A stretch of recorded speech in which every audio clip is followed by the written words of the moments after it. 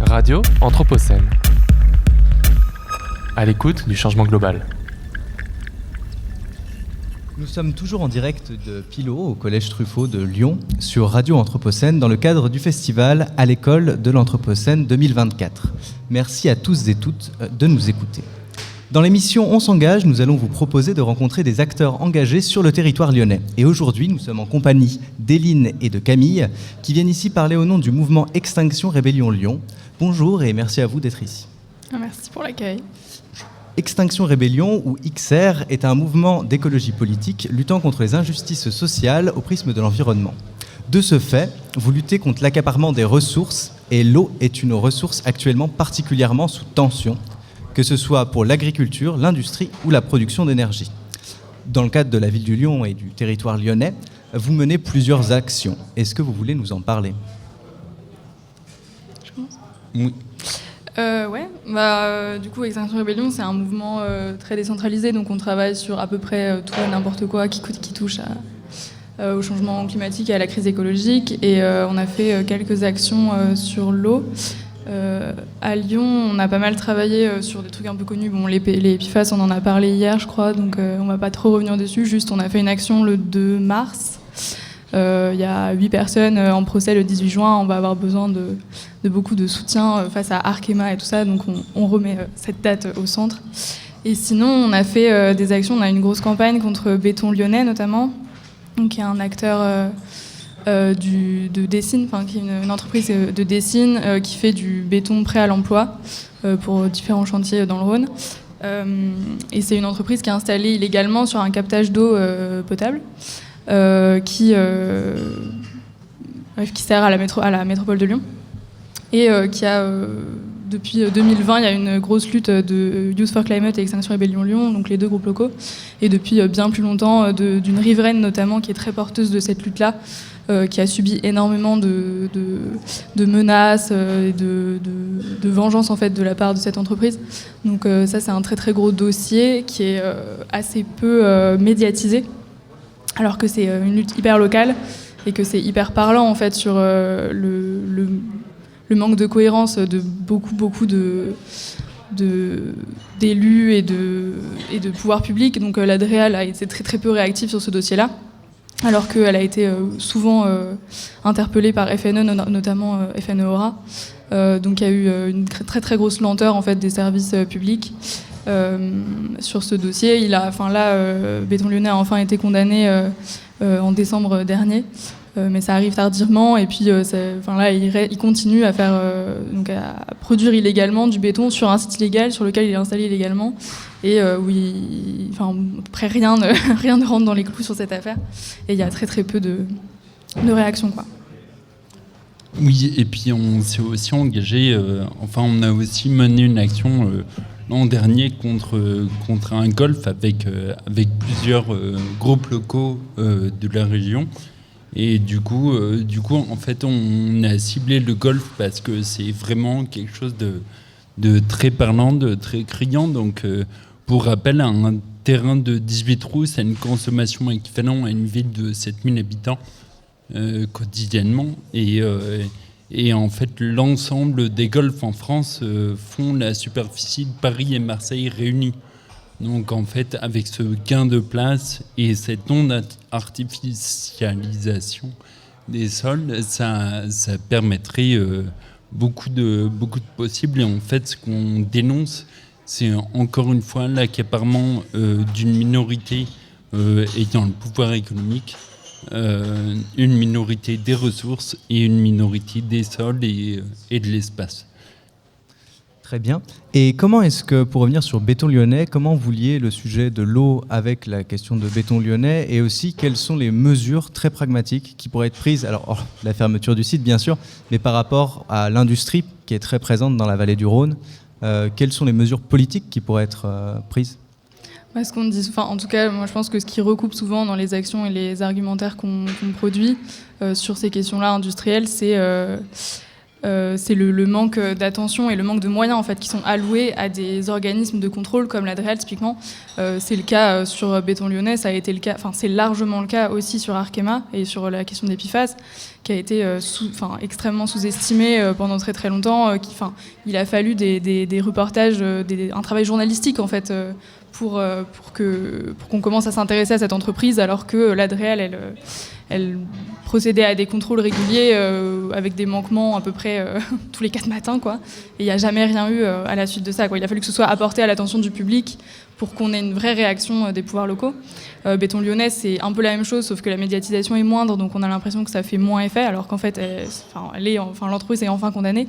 Mais il y a quelque chose, il y a un manquement très très fort dans les contrôles et dans les applications des lois et des peines qui sont liées à ces lois-là, parce qu'en fait, Béton Lyonnais a installé depuis 1993 de manière illégale sur un terrain de captage d'eau potable où il n'y a absolument rien qui protège ce captage d'eau, ni des forages illégaux, ni du déversement de tout un tas de substrats, substances, huile de moteur, enfin tout ce que vous voulez, quoi.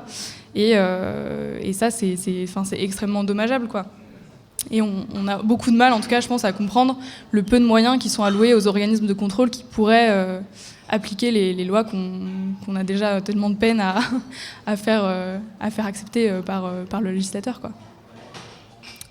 Très bien. Et au niveau de l'industrie, c'est un grand sujet pour l'eau. Et au niveau de la création d'énergie, notamment le Rhône, comme on l'a vu dans l'émission précédente, c'est un fleuve qui est extrêmement anthropisé. C'est un fleuve qui sert énormément à la production d'énergie. Est-ce que vous avez aussi des dossiers sur le sujet ? Du coup, nous, pas trop. Mais c'est l'occasion de mettre aussi à l'honneur d'autres mouvements de la sphère climat. Mais il y a un gros sujet sur le prochain futur, peut-être, nouveau barrage Rhônergia. Donc il y a un barrage qui est situé en fait entre l'Ain et l'Isère sur le Rhône avant que l'Isère se jette dans le Rhône. Et c'est un sujet qui est beaucoup porté notamment par FNE, la LPO et puis les organismes de chasse et pêche de la région. Et puis les soulèvements de la terre, donc Lyon et Isère, je crois, les 2 groupes locaux. Et en fait, c'est un sujet qui est intéressant parce que ça remet... ça pourrait être facilement instrumentalisé comme mettant artificiellement en concurrence la question de l'économie d'énergie et de l'énergie verte, etc., avec la question de la protection de la nature et tout ça.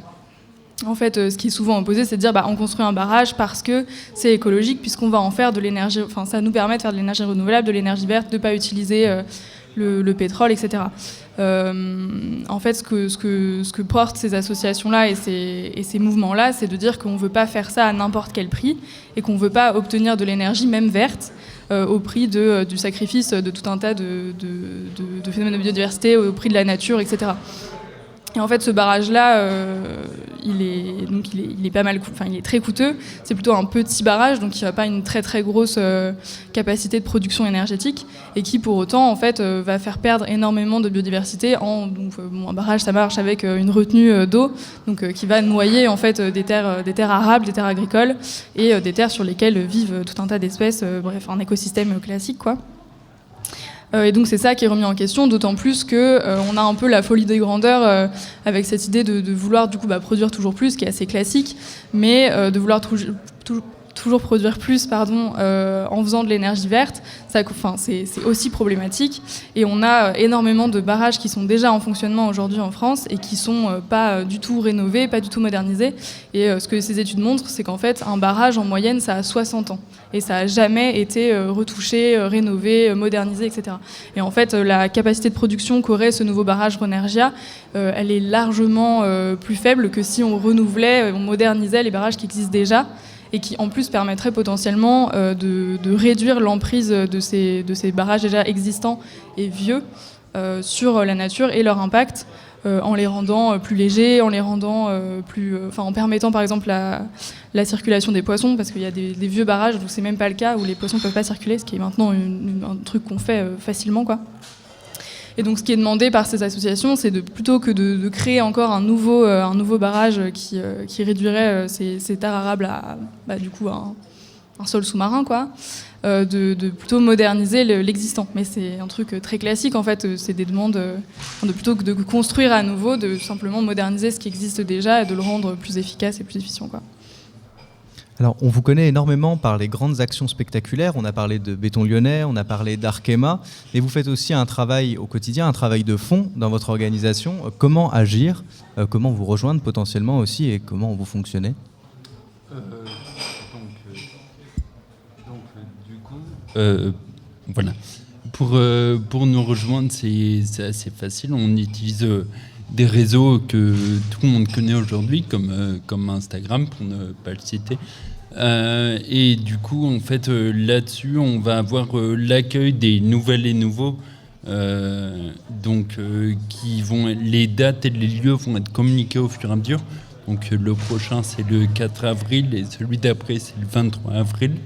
On n'a pas encore le lieu, mais on tient au courant via ces réseaux. Il y a aussi une boucle Telegram pour savoir ce qui se passe, être informé au fur et à mesure de ce qui se passe. Et voilà, en fait, Extinction Rébellion, c'est à la fois aussi des grosses actions, comme vous le disiez, mais c'est aussi un soin, une idée du care entre nous. C'est apporter du soin et en fait, par cet apport du soin, essayer de faire descendre notre angoisse liée au climat. Voilà. Et pour faire descendre cette angoisse liée au climat, au Nouvel-Eau, aux personnes qui vous rejoignent, qu'est-ce qu'elles pourraient faire pour prendre part dans cette lutte ? Des actions concrètes que vous leur proposeriez, outre les grands rassemblements ? Du coup, dans cette réunion des nouvelles et nouveaux, il y a justement une description des actions à venir. Il y a aussi tous des outils numériques qui nous permettent de communiquer entre nous, qui permettent de se donner des réunions pour se voir, pour se parler, pour créer du lien ensemble et créer des choses ensemble. Et du coup, en fait, ça va être en venant à cette réunion qu'ensuite, après, le déroulé se fait. Merci à vous d'être venus pour parler d'Extinction Rébellion. Après une courte pause musicale, on va vous laisser, on va passer à l'émission suivante, nommée Demain la santé, faire de l'habitat un lieu de soins.